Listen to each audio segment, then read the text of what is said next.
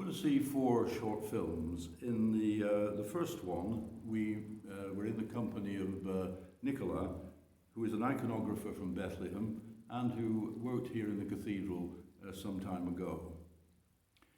Today, Bethlehem resembles an open prison surrounded by a 10-metre-high concrete wall. In the short films which follow, we meet Palestinian leaders who are practicing what they call beautiful resistance. In the second film, we meet Zubi, who for many years, director of the WIAM Conflict Resolution Centre, which works with families, children and young people. The centre is in the shadow of the separation wall from which they can see a military camp, a watchtower, a hilltop illegal settlement and a refugee camp. And here they have created a beautiful garden and a play area for children. In that crowded refugee camp, where 60% of the population is unemployed, Dr. Abdel Abusroor has founded Al Rawad, a place where young people can learn music, dance and the creative arts, giving hope and purpose to hundreds of teenagers who make up over half the camp's population. They call it beautiful resistance. And then lastly, we meet Daoud Nassar from a Christian family just outside Bethlehem, whose land, which they have farmed for generations, is threatened with annexation by the Israeli authorities. They've resisted this threat peacefully and resourcefully for over 30 years, spending thousands of dollars in legal fees and at the same time transforming their land into an ecological farm, which attracts hundreds of visitors and volunteers annually from around the world. They have named it the Tent of Nations. The large rock at the farm entrance proclaims in 3 languages, "We refuse to be enemies." This too is beautiful resistance in the spirit of Christ.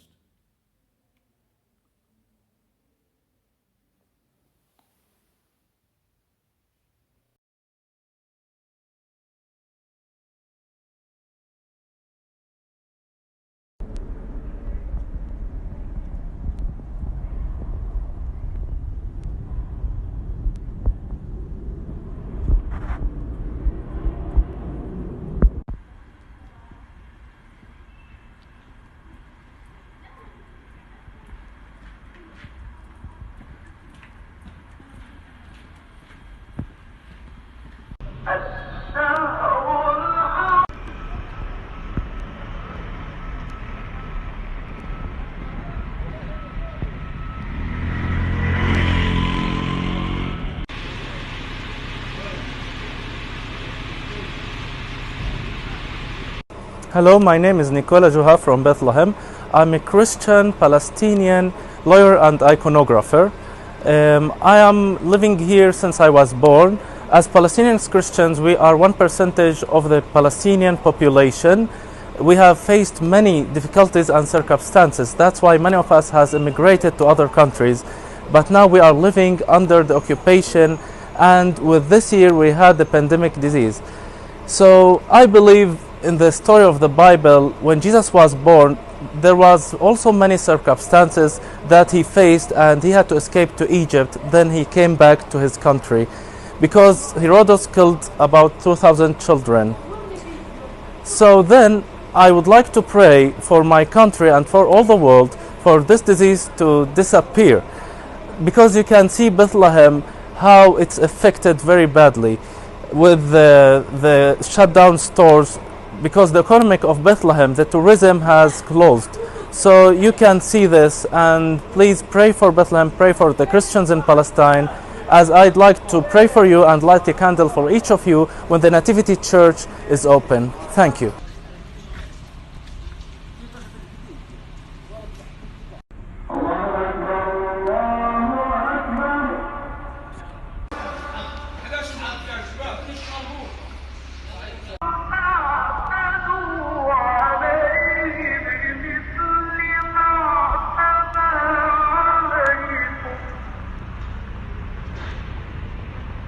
Now, while I am standing in front of the door of the Nativity Church, the locked door of the Nativity, let us remember and talk about the Nativity story by reading the verse of the Bible of St. Luke.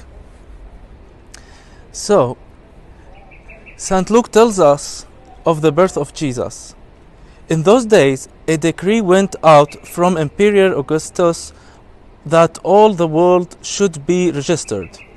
This was the first registration and was taken while Quirinius was governor of Syria.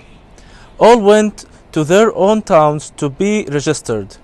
Joseph also went from the town of Nazareth in Galilee to Judea, to the city of David called Bethlehem, because he was descended from the house and family of David.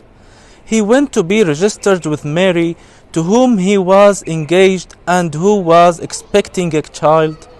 While they were there, the time came for her to deliver her child, and she gave birth to her firstborn son, and wrapped him in a band of cloths, and laid him in a manger, because there was no place for them in the inn. Amen.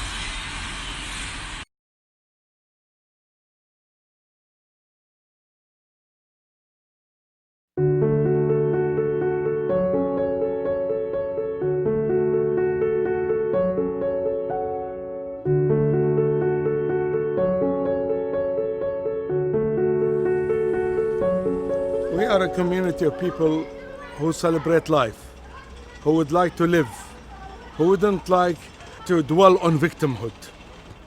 The challenges that the community is facing are a lot. One of them, what is happening here, the apartheid wall. And we responded also on three things: to have a civil society, to have a garden here despite it is difficult, and to have a playground for kids. So we responded in what we call beautiful resistance. Dwelling in victimhood is suicidal. Enhancing the guilt will paralyze others. Blaming is toxic. So collective responsibility is the most important thing. And the challenge is how to transform the garbage of anger, the garbage of hate, into flower and tree of compassion. The backbone of our activity since we started in 1995 was the Ministry of Reconciliation, where we resolve conflict through nonviolent way. While we are resolving conflict, we become like the ultrasound, knowing what is going on, the challenges, the difficulties. And so our civic education program, either reactive to what we found or proactive. We start with kids from dancing, from playing together, from drama, from theater. We try to teach them that we are equal under the law. We are equal whether Muslims or Christians or different political groups. And we work with kids on their trauma coping, because we don't have the post-traumatic stress disorder. We have an ongoing trauma, layer after layer. So we try to provide the kids with a safe environment, safe area to ventilate their anger. We work with youth to celebrate life, to empower them, and to help them to be assertive and not aggressive, not to believe in the hierarchy of pain or to compete for victimhood. We are committed to the nonviolent struggle against the occupation through the popular struggle, because we would like to deprive the Israeli government from an enemy.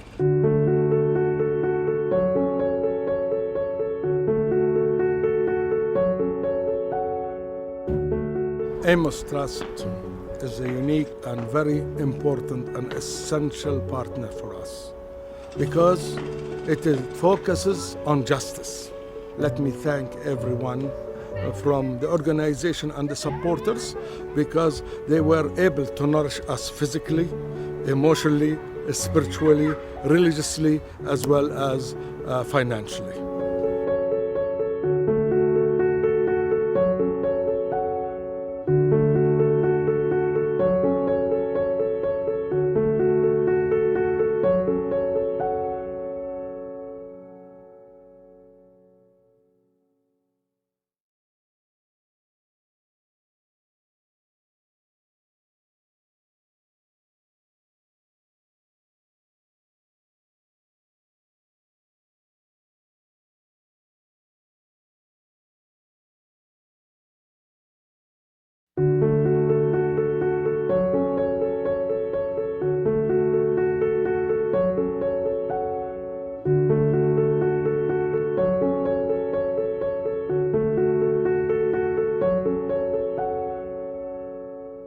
Our vision is to create a Palestinian community free of violence, respectful of human values and rights. It's a way to use theater, arts, photography, video as a way to build these possibilities for young people to express themselves. The challenges are to live as normal in an abnormal situation, but to realize that this is not normal life. It's not normal to have this illegal wall of expansion and annexation around us. It's not normal to have Israeli checkpoints suffocating our communities and so on. Culture is not a priority in any funding, so part of the challenges are the funding for culture and arts. Part of the challenges is to see the potential of everybody as a change maker and not just wait for miracles to happen, but need to provoke miracles to happen. We share the same values: justice, freedom, peace, equality, love. This is the essence of our humanity. Whether we are Muslim or Christian or Jewish or Buddhist or Hindu or atheist or whatever we are, we share these same values, and these values are the essence of our humanity, not elastic, not changing based on who says what, but a value that we share as human beings. You can see a lot of films, you can hear a lot of people talking about Palestine, you can read a lot of books, but when you come here, it's another dimension for this experience on a human level. It's an eye-opening experience. Amos Trust has been very successful in bringing people do work on the ground and participate in the cultural life and artistic life in Palestine. Please come support Amos, support our life and institutions as Palestinians, because I believe that beautiful resistance concerns everybody and not only Palestinians.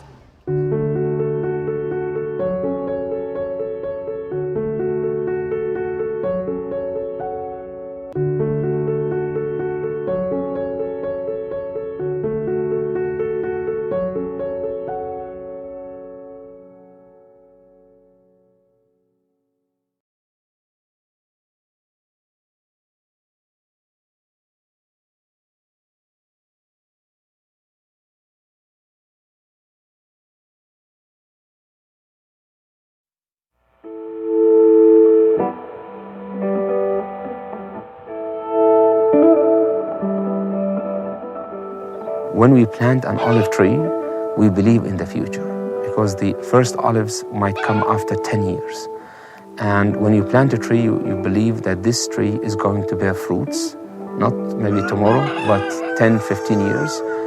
And this is the hope that we have to live in.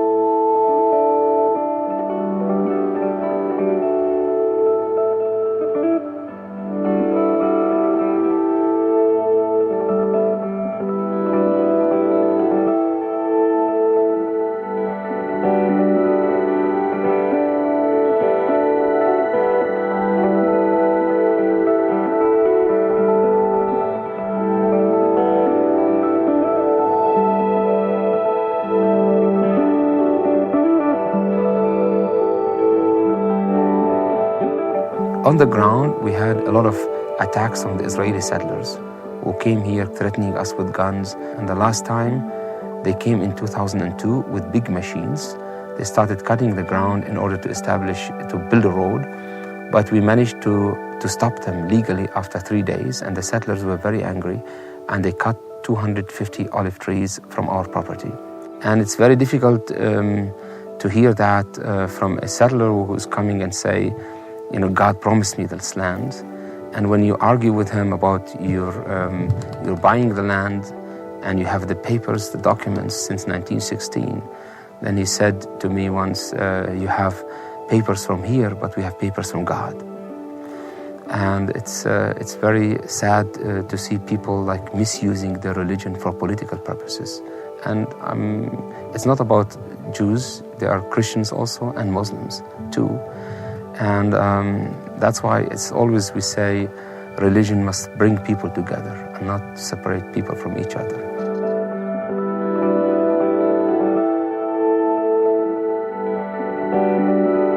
So with physical pressure, we are still here.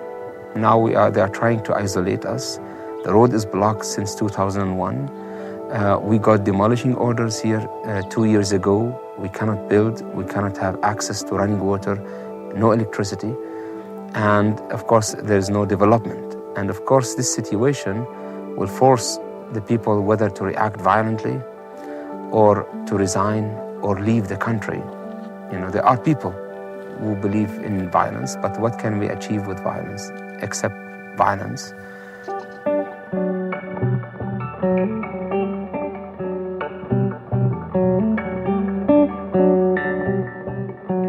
So we said we are people who believe in justice, and one day the Son of Justice will rise again, sooner or later. We refuse to be victims, and we refuse to hate, because we believe that people are created in the image of God, and they are not created to hate each other. So we created a fourth way of action, which is the Jesus way, to overcome evil with good, hatred with love, and darkness with light. Under the slogan, we refuse to be enemies. It's easy to say that, but it's very difficult to live it. But this is the Christian witness in this area of the world.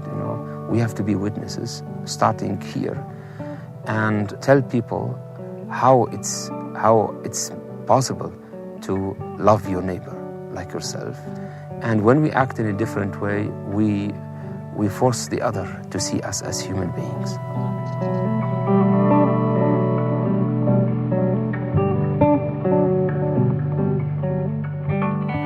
It's important for us, including Israeli people, to come. We want them to come and see and realize that there are human beings who are living on the other side. And those people, we need to listen to their stories. And we are trying to go on with our vision in small steps. It's like a farmer who are using the horse to plow. He's not allowed to look backwards, because the moment he looks behind, the line won't be straight. So he has to focus on his vision, but go slowly. This is what we are learning to do here. But the suffering is not the end of the story, but it can be seen as a path to achieve the goals and to achieve the vision. Always, we need to keep faith, we need to keep hope, and we need to keep love. And those three words together are the foundation of our work here. So without faith, without hope, and without love, nothing can be done here.